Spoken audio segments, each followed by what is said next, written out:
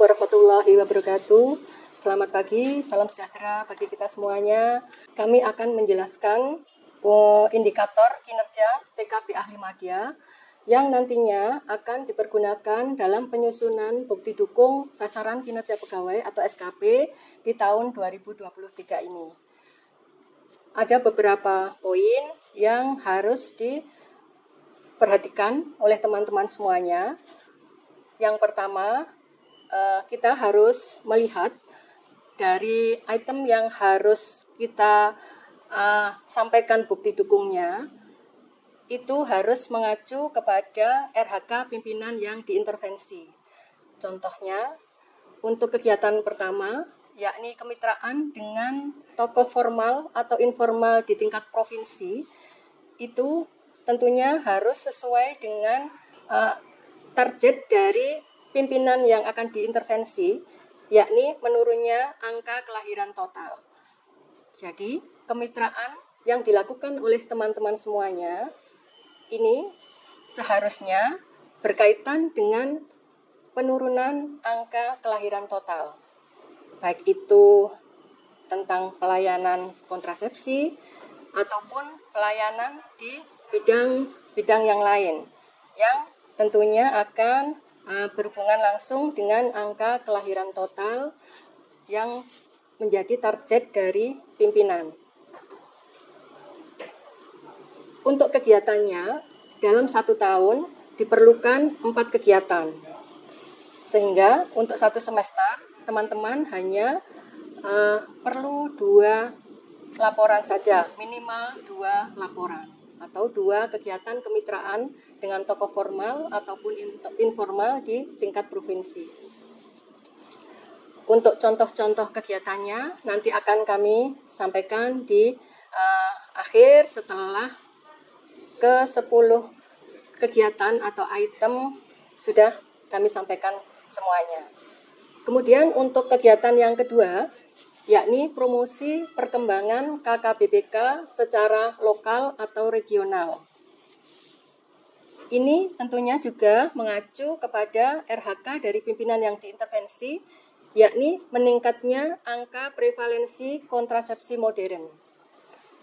Jadi nantinya promosi yang dilakukan oleh teman-teman semuanya itu berkaitan dengan peningkatan angka prevalensi kontrasepsi modern, baik dalam hal pelayanan KP maupun juga penurunan angka unmet need.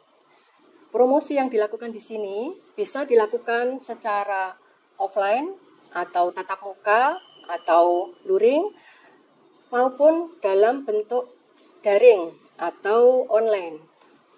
Jadi promosi di sini tidak hanya dilakukan secara tatap muka, tetapi bisa juga dilakukan secara online. Jadi teman-teman bisa juga melaksanakan promosi ini melalui media sosial yang dipunyai oleh teman-teman semuanya. Baik itu melalui Facebook, melalui Instagram, atau YouTube, ataupun mungkin teman-teman juga mempunyai akun TikTok. Sehingga keterjangkauan dari sasaran program akan menjadi semakin luas. Promosi juga tidak dibatasi hanya di tingkat provinsi, tetapi bisa dilakukan baik secara lokal maupun regional. Sehingga teman-teman bisa melakukan promosi itu di wilayah binaan, jadi tidak hanya mengacu di tingkat provinsi. Kemudian yang berikutnya, yang ketiga, yakni analisis dan rancangan strategi penyuluhan. Di sini, RHK pimpinan yang diintervensi, yakni menurunnya kebutuhan ber-KB yang tidak terpenuhi. Jadi di sini acuannya adalah menurunnya angka unmet need. Teman-teman bisa membuat rancangan strategi penyuluhan dalam rangka penurunan unmet need yang ada di wilayah binaan teman-teman semuanya. Kemudian dianalisis menggunakan rancangan, tidak usah terlalu yang menggunakan rancangan yang menggunakan yang terlalu seperti membuat KTI seperti itu, teman-teman bisa melaksanakan analisis dengan rancangan yang sederhana yang semuanya bisa melaksanakan di lapangan. Contohnya di sini nanti saya akan membuat analisis dengan rancangan dari analisa SWOT yang pastinya teman-teman semuanya sudah mendapatkan materi tersebut di LDU. Jadi nanti bisa diaplikasikan di kegiatan analisis dan rancangan strategi penyuluhan yang ada. Berikutnya untuk kegiatan keempat, yakni analisis dan rancangan strategi kegiatan kemitraan perkembangan KKBPK dengan RHK pimpinan yang diintervensi menurunnya angka kelahiran remaja. Jadi di sini nantinya teman-teman membuat rancangan strategi tentang kegiatan kemitraan yang berkaitan dengan menurunnya angka kelahiran remaja. Jadi kemitraan di sini bisa dengan KUA mungkin dalam rangka pembinaan Catin seperti itu. Kemudian yang berikutnya sama juga analisis di sini nantinya kita bisa menggunakan analisa SWOT. Kemudian yang berikutnya juga analisis dan rancangan strategi kegiatan advokasi perkembangan KKBPK dengan RHK pimpinan yang diintervensi, yakni meningkatnya indeks pembangunan keluarga. Di sini lebih luas, jadi teman-teman bisa melaksanakan advokasi, kemudian menganalisis rancangan advokasi yang dipergunakan untuk menganalisa kegiatan-kegiatan yang dapat meningkatkan indeks pembangunan keluarga. Sama analisis di sini teman-teman juga bisa menggunakan analisis SWOT yang sederhana. Kemudian kegiatan kelima yakni advokasi perkembangan KKBPK kepada mitra terkait. Di sini teman-teman sangat diuntungkan ketika kita bisa mengadvokasi tidak dalam lingkup pejabat tingkat provinsi tetapi kepada mitra terkait. Jadi bisa teman-teman laksanakan di tingkat lini lapangan, yakni di tingkat desa, kecamatan, kabupaten, dan lain-lain. Jadi di sini advokasinya bisa lebih luas. RHK pimpinan yang diintervensi, yakni meningkatnya median usia kawin pertama perempuan. Jadi nantinya advokasi yang teman-teman laksanakan itu yang berkaitan dengan kegiatan peningkatan median usia kawin pertama perempuan.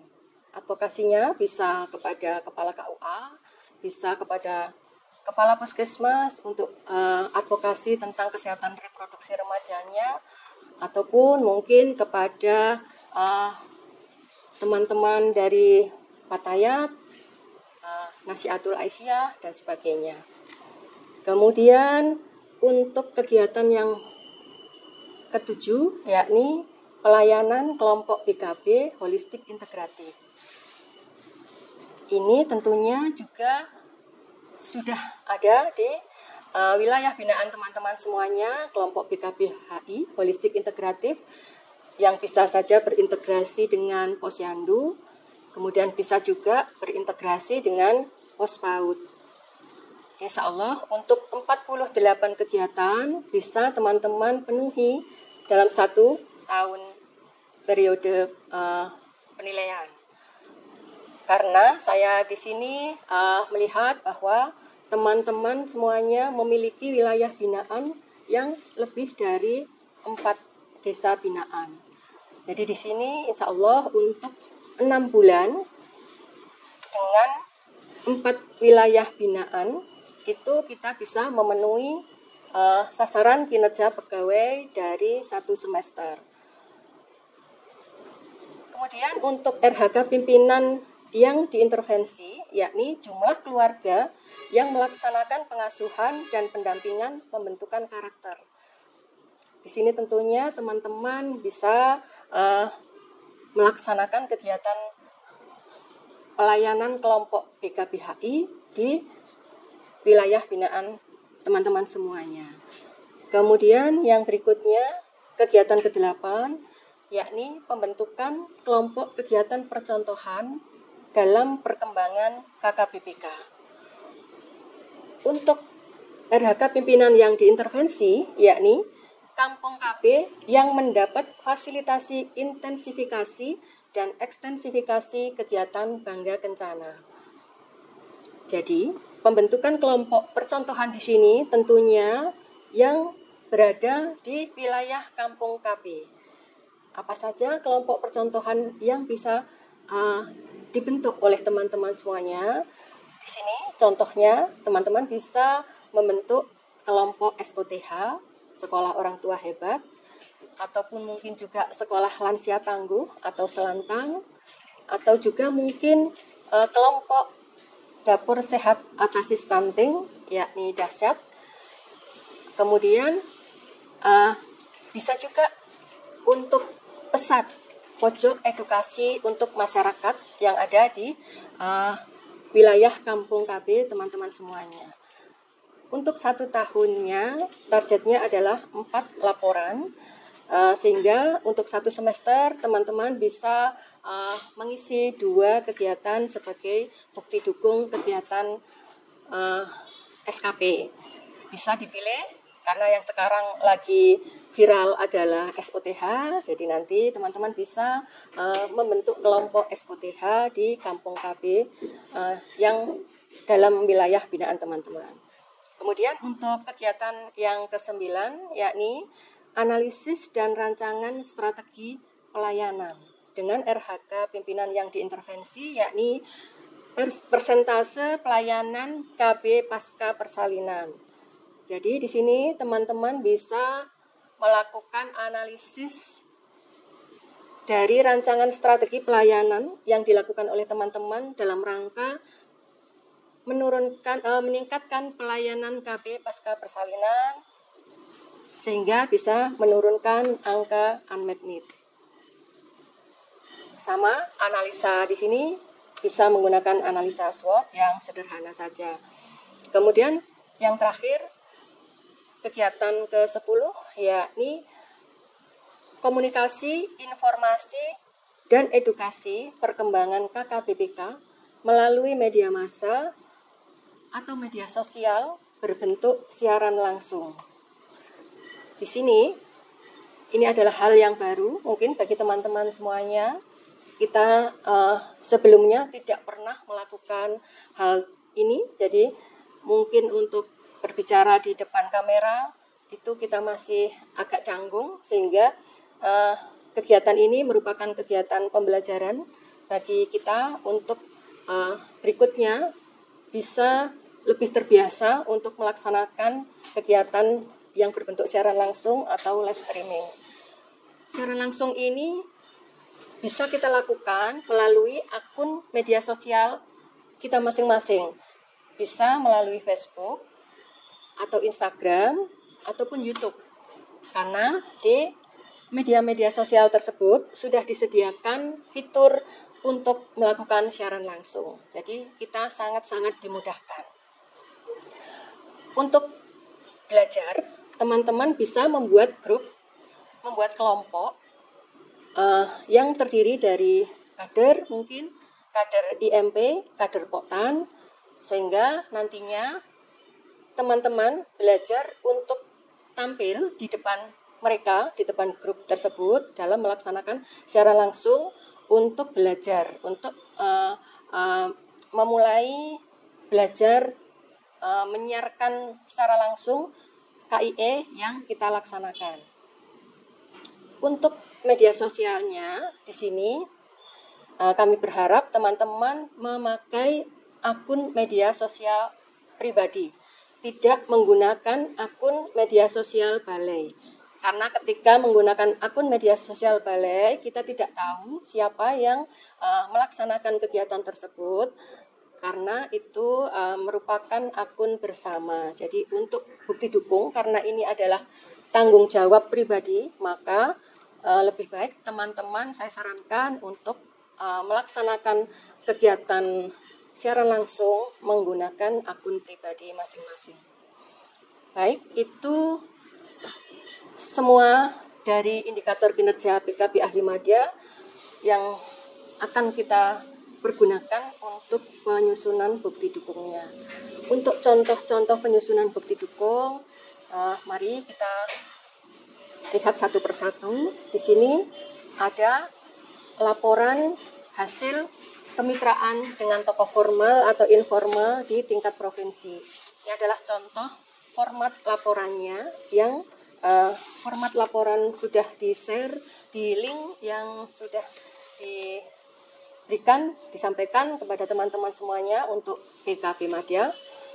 Di sini sama seperti biasanya kita melaksanakan laporan, yakni pelaksanaan kegiatannya dilakukan pada hari, tanggal, jam, dan di mana pelaksanaan kegiatannya. Kemudian sasaran kegiatannya, karena di sini ada perbedaan dengan kegiatan di tahun-tahun yang lalu, yakni kalau untuk tahun yang lalu kemitraan adalah dengan organisasi formal.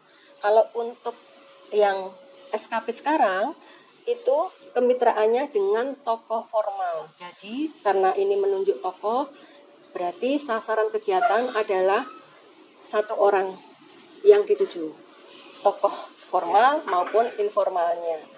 Jadi teman-teman langsung menuliskan siapa sasaran kegiatan dari kegiatan yang akan dilaksanakan oleh teman-teman semuanya. Di sini saya mencontohkan bahwa saya kemarin melaksanakan kegiatan kepada Pak Toma di Dalduk untuk uraian kegiatannya di sini untuk apa? Yaitu pengajuan bantuan sarana dan prasarana bagi pesat atau pojok edukasi masyarakat yang ada di Kampung KB wilayah binaan saya, yakni wilayah Wilayut, Desa Wilayut, Kecamatan Sukodono, Kabupaten Sidoarjo.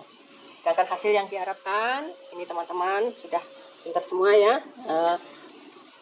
Hasil yang diharapkan yakni agar dapat dilaksanakan dan dikembangkan pojok pesatnya dengan semakin bertambahnya koleksi buku yang ada, sehingga program pesat di Kampung KB, Desa Wilayut bisa dilaksanakan dan akan memberikan manfaat dan seterusnya. Itu kemudian untuk penutup biasa, kemudian untuk penandatangan di sini, penandatangan penyuluh KB, saya akan tanda tangan di sini, dan di sini sekali lagi ditekankan tidak diperbolehkan untuk menggunakan tanda tangan secara elektronik ya. Jadi secara manual saja kita menuliskan tanda tangan kita, tidak boleh di copy, tidak boleh langsung dituliskan di print seperti itu. Jadi kita menggunakan tanda tangan manual. Kemudian untuk sasarannya akan menandatangani kolom penandatangan di mengetahui, yakni mengetahui sasaran kegiatan. Dalam hal ini saya akan meminta tanda tangan dari Pak Toma Afriandi. Seperti itu. Ini untuk contoh bukti pendukung laporan hasil kemitraan dengan tokoh formal ataupun informal di tingkat provinsi. Kemudian untuk bukti dukung yang kedua, yakni promosi perkembangan KKBPK. Di sini bisa dituliskan di desa apa, ataupun di kecamatan mana, ataupun di kabupaten mana, ataupun di provinsi. Karena di sini acuannya adalah secara lokal maupun regional. Jadi teman-teman bisa memilih promosinya dilakukan di mana. Bisa di desa binaan, di kecamatan, di tingkat kabupaten maupun di tingkat provinsi. Ataupun bahkan nasional tentunya, karena teman-teman di sini bisa melaksanakan promosi secara online menggunakan media sosial yang kita punyai. Contoh di sini saya mempromosikan dan mengedukasi sasaran tentang kebutuhan protein hewani untuk mencegah stunting pada balita. Ini contoh, saya bisa merepost dari materi promosi yang ada di akun Instagram atau mungkin akun Facebook dari BKKBN Official, misalkan seperti itu. Kita bisa melaksanakan promosi dengan cara repost atau juga bisa memposting, mengupload materi yang kita buat sendiri. Kemudian bisa juga mengadakan promosi secara luring atau tatap muka kepada misalkan kader Poktan, kader IMP yang ada di wilayah binaan kita. Jadi di sini promosi sangat luas, teman-teman, tidak terbatas hanya secara tatap muka saja, tetapi juga bisa melaksanakan dengan menggunakan fitur-fitur yang sudah disediakan oleh akun-akun media sosial kita. Kemudian untuk mengetahui pejabat yang berwenang di sini, seperti kemarin sudah disampaikan oleh kepegawaian bahwa untuk penyuluh KB yang menjadi koordinator itu tentunya yang menandatangani pejabat yang berwenang minimal setingkat kabid di tingkat OPD ataupun sekretaris dinas di tingkat OPD, seperti itu. Sedangkan untuk teman-teman penyuluh KB yang bukan sebagai koordinator bisa ditandatangani oleh koordinator masing-masing wilayah. Kemudian untuk kegiatan analisa atau analisis, ini saya hanya mencontohkan satu analisis saja. Untuk analisis-analisis yang lain, teman-teman bisa menggunakan cara seperti ini tentunya dengan sesuai dengan judul analisa yang akan dilaksanakan. Untuk contoh analisis dan rancangan strategi penyuluhan, ini saya menggunakan rancangan strategi penyuluhan kegiatan saya, yakni Kantin Bangga Kencana. Apa dan bagaimana Kantin Bangga Kencana itu saya sampaikan di latar belakang dan identifikasi masalah yang ada di sini. Untuk Kantin Bangga Kencana yang saya laksanakan yakni sebuah kegiatan, ini tentunya berkaitan dengan kegiatan kita yang ke-10, yakni siaran langsung untuk media sosial. Itu saya mempunyai rancangan strategi penyuluhan menggunakan kegiatan ini. Kantin di sini bukan berarti tempat nongkrong untuk makan atau minum, tetapi kantin di sini adalah singkatan atau akronim dari Kantong Informasi Bangga Kencana. Tentunya teman-teman semuanya sudah paham. Bangga Kencana yakni pembangunan keluarga kependudukan dan keluarga berencana. Jadi dalam penyuluhan tersebut saya memberikan informasi-informasi yang terkini sekaitan dengan perkembangan program Bangga Kencana yang ada di wilayah binaan. Misalkan saya bisa memberikan informasi tentang ada pelayanan safari KB gratis dalam rangka Hari Jadi Kabupaten Sidoarjo. Atau mungkin saya memberikan informasi tentang pemutakhiran pendataan keluarga yang akan dilaksanakan pada bulan Juni tahun 2023. Atau bisa juga saya menginformasikan tentang kegiatan-kegiatan dari kelompok kegiatan atau POKTAN, yakni Tribina, yang sudah mempunyai prestasi di tingkat kabupaten.